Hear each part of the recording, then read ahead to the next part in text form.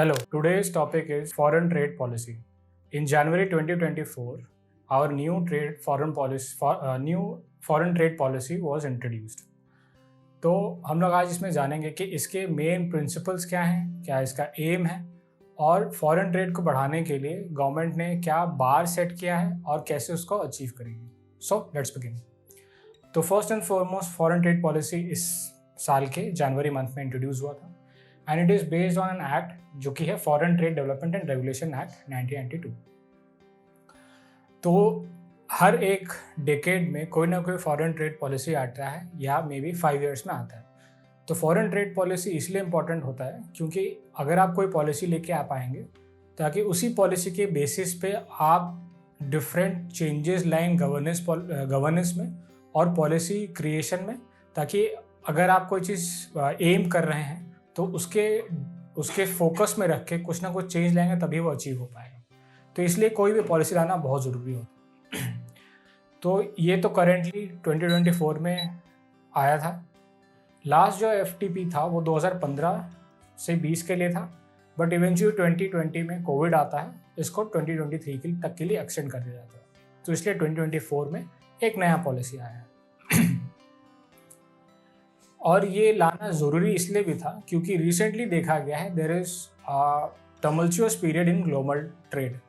Global trade में ये देखा गया है there are lot many disruption in supply chains, चाहे वो सेमीकंडक्टर्स में हो, चाहे मैन्युफैक्चर्ड गुड्स में हो, या फिर शिपिंग में भी जियोपॉलिटिक्स के सिक्योरिटी पर्सपेक्टिव को देख करके भी हमेशा एक कॉन्फ्लिक्ट फेस करता है वर्ल्ड इन रेड सी, जो अभी हम लोग देख भी रहे हैं.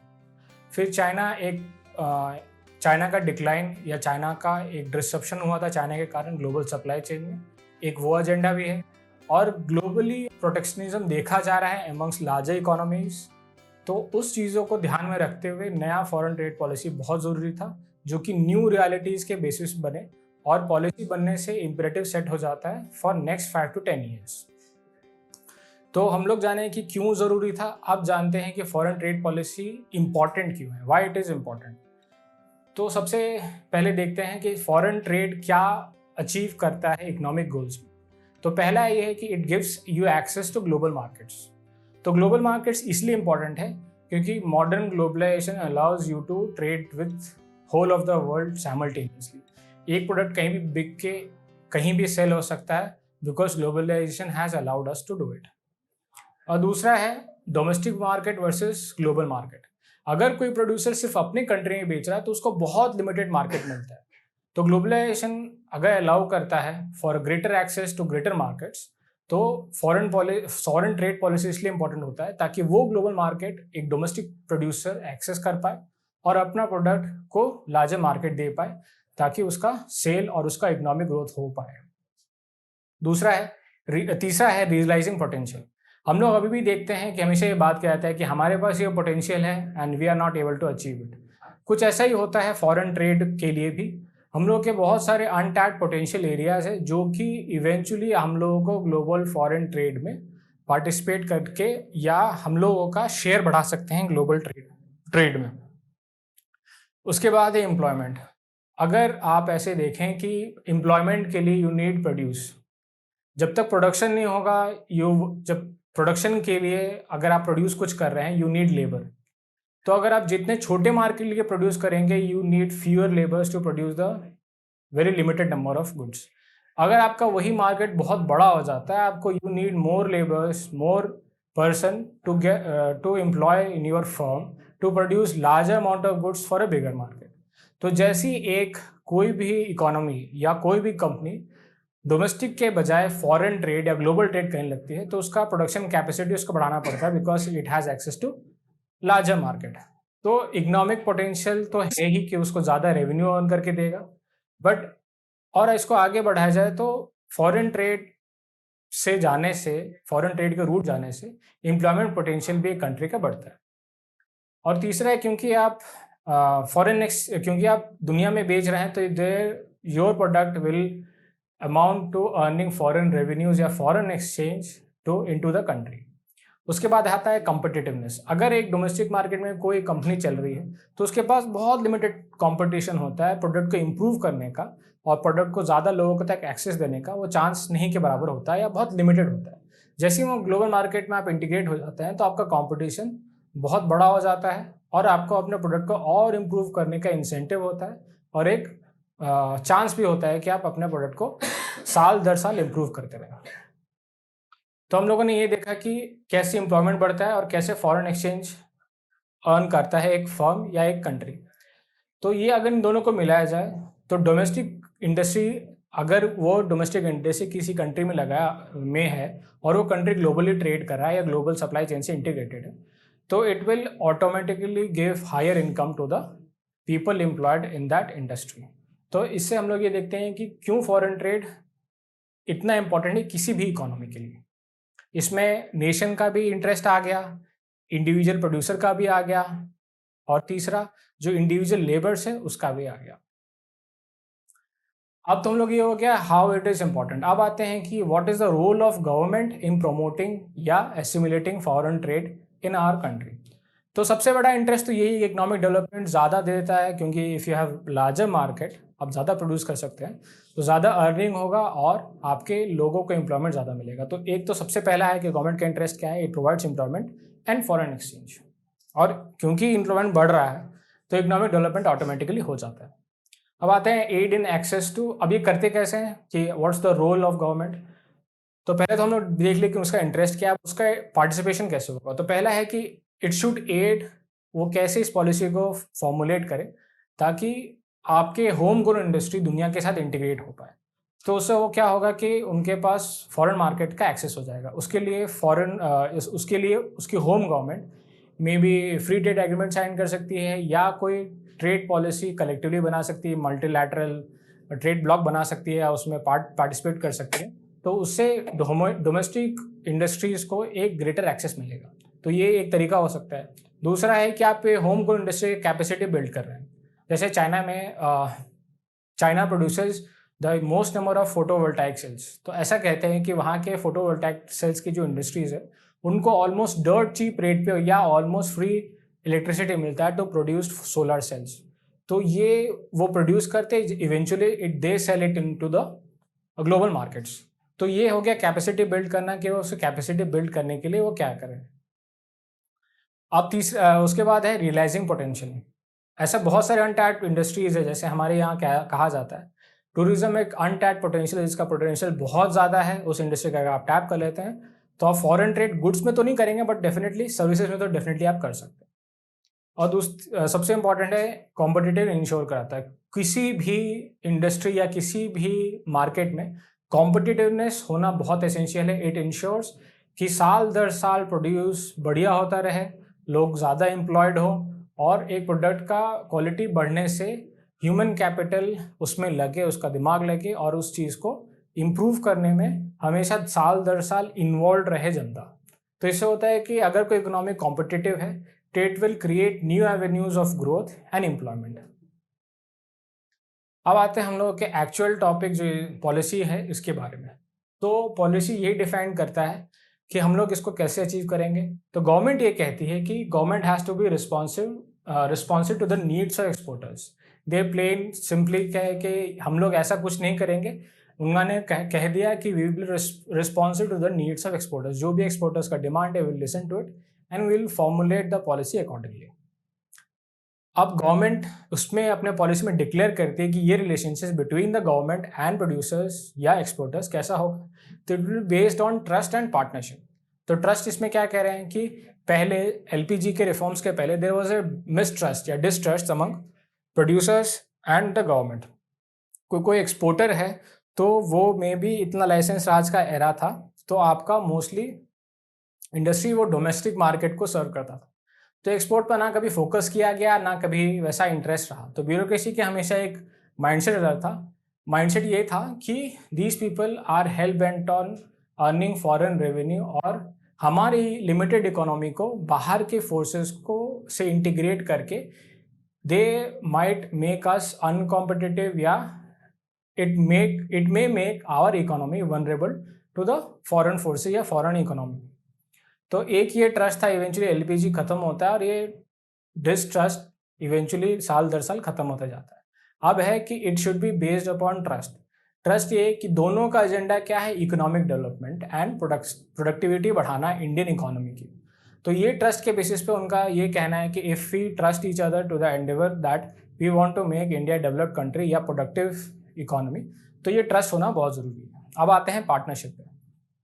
अगर प्रोड्यूसर और गवर्नमेंट दो एंटिटीज़ है और उनका एजेंडा ये है कि उनको फॉरेन एक्सपोर्ट करना है, तो ये पार्टनरशिप इसलिए ज़रूरी है क्योंकि अगर एक दूसरे के एजेंडा और एक दूसरे के एम को आप सफाइस नहीं करेंगे, कॉम्प्लीमेंट या सप्लीमेंट नहीं करेंगे, तो जो अल्टीमेट एजेंडा है to access the global market, वो आप फेल कर जाएंगे। तो गवर्नमेंट का काम है पॉलिसी बनाना, प्रोड्यूसर का काम है best quality of produce banana in the cheapest cost. तो ये पार्टनरशिप तभी सक्सेसफुल होगा जब इन दोनों में बैलेंसिंग होगा। तो अगर ये पार्टनरशिप गवर्नमेंट और प्रोड्यूसर्स कर लेती है and they achieve a certain degree of partnership between them, तो फॉरेन ट्रेड को बढ़ावा देना बहुत आसान हो सकता है और हम लोगों का पार्टिसिपेशन इन ग्लोबल ट्रेड बहुत हद तक बढ़ सकता है। फॉरेन ट्रेड पॉलिसी अब ये बताता है कि what are the 4 pillars on which the foreign trade policy is based upon. तो पहला है टैक्स रिमिशन, कि अगर किसी एक्सपोर्टर को कोई टैक्स देना पड़ रहा है डोमेस्टिकली, तो सरकार उसको या तो रिफंड करेगी या तो लगाएगी नहीं, तो उसको कहते हैं टैक्स रिमिशन। और किस किस पे, अगर वो प्रोड्यूस करने में कोई इंपोर्ट में कॉस्ट आ रहा है तो उसको कम करेगी, और इवेंचुअली एक्सपोर्ट ड्यूटी किसी किसी चीज़ में या तो कम किया जाएगा, रैशनलाइज किया जाएगा, तो इससे जो कॉस्ट ऑफ एक्सपोर्टिंग है वो घट जाएगा and our product will be much more competitive in the global market.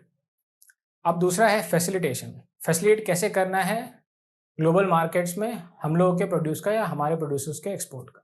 तो पहले टेक्नोलॉजी ऑटोमेशन। तो ब्यूरोक्रेसी बहुत पेपर पे बेस्ड थी और आपको कोई भी चीज़ एक्सपोर्ट करना तो you have to run pillar to post in number of offices. तो सरकार ने ये पॉलिसी डिफाइन किया है कि एक्सपोर्ट के लिए we will create an ecosystem जिसमें एक लेवल का ऑटोमेशन हो, ताकि आपको आपका सारा फोकस प्रोडक्शन और एक्सपोर्ट पर हो, ना कि ब्यूरोक्रेटिक मेस में फंसने का। अब उसके बाद है एक्सपोर्ट प्रमोशन। तो एक्सपोर्ट प्रमोशन सरकार तो खुद कुछ प्रोड्यूस नहीं करती है, तो it can be facilitator in exporting something. तो एक्सपोर्ट क्लस्टर्स बना के एक्सपोर्टर्स के साथ बात करके और हर स्टेट के रिप्रेजेंटेटिव को साथ में रखे कि हर स्टेट का क्या पोटेंशियल है, उसके बेसिस पे हम लोग ये देख सकते हैं कि एक इकोसिस्टम बन जाएगा कि हम लोग इस चीज़ में कमी है and we have potential to achieve export this product from this region और दिस स्टेट। तो इससे होगा क्या कि एक एक्सपोर्ट प्रमोशन का आइडिया रहेगा, वो हिंटरलैंड में भी जाके एक्सपोर्ट को प्रमोट कर सकता है डिस्ट्रिक्ट लेवल और स्टेट लेवल। अब फोकस, उसके बाद है फोकस ऑन इमर्जिंग एरियाज। तो बहुत सारे डिस्ट्रिक्ट है जो अनटैप्ड है, मे बी टूरिज्म में, मे बी सम हैंडीक्राफ्ट में, या मे बी कोई मेडिसिनल क्रॉप में, या किसी भी एक ऐसा एवेन्यू जिसका मार्केट ग्लोबल तो है बट हम लोग उसको टैप नहीं कर पा रहे हैं, हम लोग को इसके बारे में पता नहीं है। जब सरकार को या लास्ट एक्सपोर्टर को नहीं पता है, जो प्रोड्यूसर उसको तो और नहीं पता होगा, तो एक फैसिलिटेशन बनाया जाए ताकि वो नो हाउ है कि दुनिया के मार्केट में आपके प्रोडक्ट का सबसे ज़्यादा डिमांड क्या है। तो एक एग्जांपल देता हूँ, अभी अश्वगंधा बहुत ज़्यादा पॉपुलर है in hinterland India to be produced and exported to the global market. ये कैसे हुआ है? ये फिनोमिना लास्ट 5 to 8 ईयर्स का है। तो इससे ये पता चलता है कि लॉट में नहीं produce that can be exported, वो हिंटरलैंड के फार्मर्स को पता ही नहीं। अगर वो पता होता तो they can earn their livelihood from export and be a participant in our global exports. अब हम लोग का ये कुछ इंडिया का ट्रेड कि इंडिया क्या फॉर्म में ट्रेड करता है, कि ट्रेड प्रोफाइल क्या है हम लोगों का। तो ये कुछ फैक्ट्स हैं। अगर आप इस डेटा को देखें कि आपका टोटल एक्सपोर्ट और इंपोर्ट में डिफरेंस है, तो वी आर इंपोर्ट डिपेंडेंट या there is a balance of trade, कि हम लोग इंपोर्ट ज़्यादा करते हैं और एक्सपोर्ट कम करते हैं रिलेटिवली। और ये सारे डेटा है कि ये सारे प्रोड्यूस हैं जो हम लोग एक्सपोर्ट करते हैं। उसमें सबसे टॉप पे है जो इंपोर्ट्स में है, वो है पेट्रोलियम क्रूड ऑयल जो हम लोग इंपोर्ट करते हैं। इंजीनियरिंग गुड्स, कैपिटल गुड्स हम लोग इंपोर्ट करते हैं, उसी कैटेगरी में फॉल करता है। क्योंकि हम लोग का इंडस्ट्रियल बेस उतना स्ट्रॉन्ग नहीं है, तो अभी हम भी कोई फाइनल प्रोडक्ट बनाने के लिए वी नीड कैपिटल गुड्स जो कि वो प्रोड्यूस करे। वो कैपिटल गुड्स कहाँ से आता है? तो डेवलप्ड वर्ल्ड से आता है, may be France, may be Germany, may be south Korea, may be America. तो ये कुछ सादा एक्सपोर्ट्स हैं जो हम लोग इंपोर्ट करते हैं फॉर प्रोड्यूसिंग समथिंग जो कि अल्टीमेटली एक्सपोर्ट होगा। और टॉप एक्सपोर्ट गुड्स में क्या है, पेट्रोलियम प्रोडक्ट्स, क्रूड ऑयल हम लोग खरीदते हैं, उसको रिफाइन करते हैं। तो अब इसी सिंपल एग्जांपल में देखिए कि क्रूड ऑयल हम लोग इंपोर्ट कर रहे हैं, एक रॉ मटेरियल है, उसको हम लोग रिफाइन करते हैं, उसमें वैल्यू एडिशन करते हैं और फाइनली हम लोग पेट्रोलियम गुड्स बेचते हैं, may be diesel, may be some lubricant, या ऐसे बहुत सारे प्लास्टिक के प्रोडक्ट्स हैं या प्लास्टिक के केमिकल्स हैं जो हम लोग प्रोड्यूस करते हैं, जो हम लोग का एक्सपोर्ट प्रोफाइल बनता है। तो यहीं पे आप सिंपल एग्जांपल देते हैं कि पेट्रोलियम, हम लोग इंडिया में तो पेट्रोलियम है नहीं, तो we import those things, we I value add into those product and export it. तो ये रेवेन्यू जनरेटिंग या एक्सपोर्ट करके वी अर्न फॉरेन रेवेन्यू। तो ये सिंपल से मैप में ये है कि आप इन सबसे अंदाज़ा लगा सकते हैं कि फॉरेन ट्रेड का अगर हम लोग और सिंपल बनाए तो we can earn a lot more. इस कोई भी पॉलिसी निकलता है तो they set targets for next 5 to 10 years. तो हम लोग का टारगेट ये है कि we have to achieve $2 trillion of worth of export by 2030। तो ये तो एक बार सेट हो गया कि हम लोगों को इतना कर लेना है। तो ये अचीव कैसे होगा, ये पॉलिसी में बहुत एलाबोरेट में बताया गया है। ये ग्राफ है कि 2016 से 2023 तक how our export has improved.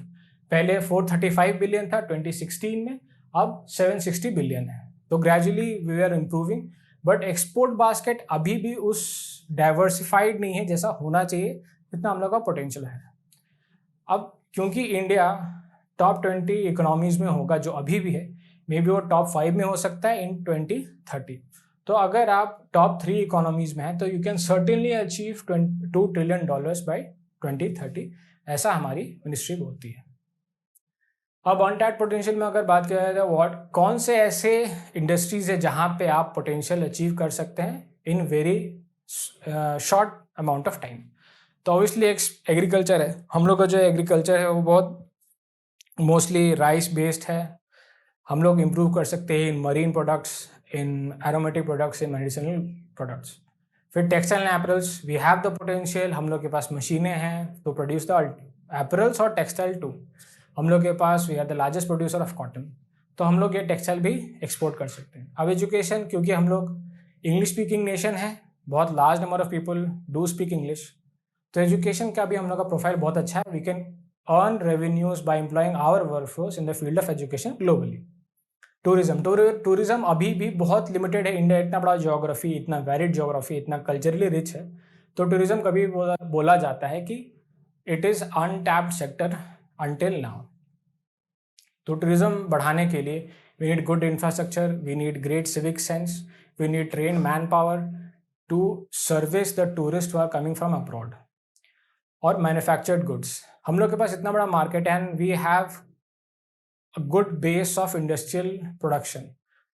उसमें वैल्यूडेशन के लिए यू नीड कैपिटल गुड्स जो कि अल्टीमेट गुड्स प्रोड्यूस करें।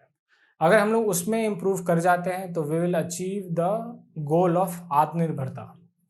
तो आत्मनिर्भरता और फॉरेन ट्रेड पॉलिसी को एक लाइन में देखना चाहिए, एक ही सेगमेंट में देखना चाहिए। जब तक आप आत्मनिर्भर नहीं बन सकते, you can't achieve global share in exports. तो with that comes to an end to the agriculture foreign trade policy. Thank you very much.